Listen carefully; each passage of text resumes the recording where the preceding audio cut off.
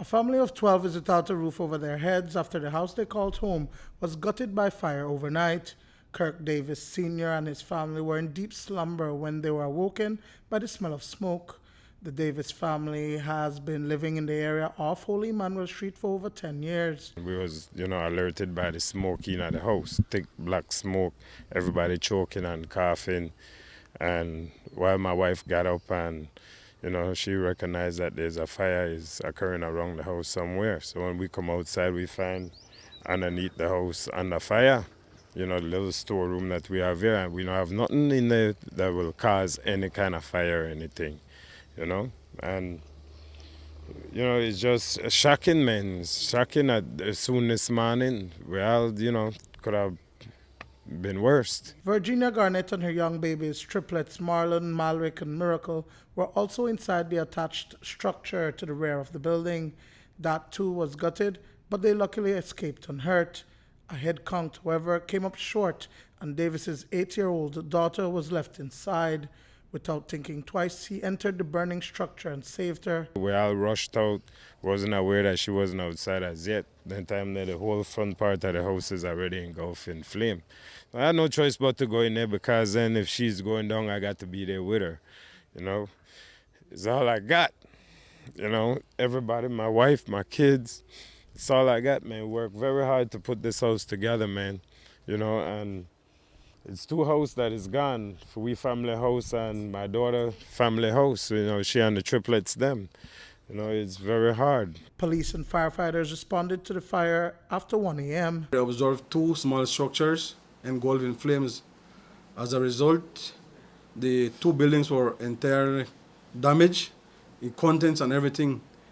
And what police gathered so far is that the persons inside of the residence, Miss Virginia Garnett, who was occupying one of the structures, she was sleeping when she was awakened by smoke coming from underneath the house. As a result, she alerted the entire family, who come out and escaped unhurt from the fire. Up to now, the fire department has not established what is the cause of fire. Everything was lost in the inferno, which the family believes was deliberately set. All the children's school uniforms and books were destroyed, and the family escaped with only the clothes on their backs. They are now looking at replacing what was lost. In the interim, they will be living inside the small shop near the bridge on Holy Emmanuel Street. Only this that you see we have on, that's it. Everything burned, all the kids' school stuff, all our important documents as IDs, birth certificates, certification that show that the kids they are achieving in school, phones, everything, tablet, computers, everything gone, everything, man. It's roughly about close to $70,000 in everything that you see here gone.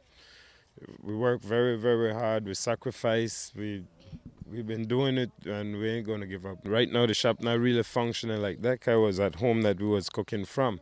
So now the shop become our home for the time being, a mini shelter to house everybody. It's 12 of us, triplets, my daughter, 6 children in the house, and 3 younger adults in the house. It's a lot of us, man. And we always living comfortably in our home.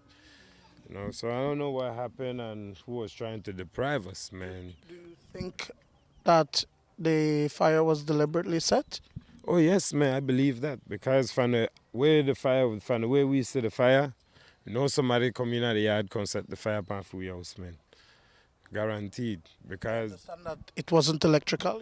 No, it's not electrical because everything was still on. The current is still on. The wire shows that it's not no faulty electricity. It's none at all. When we come out, the light is still there, and the fireman had to request for a bit of assistance from the electrical board company. 608-4007 is the number to reach the family if you would want to assist in any way possible. Duane, Moody for News 5.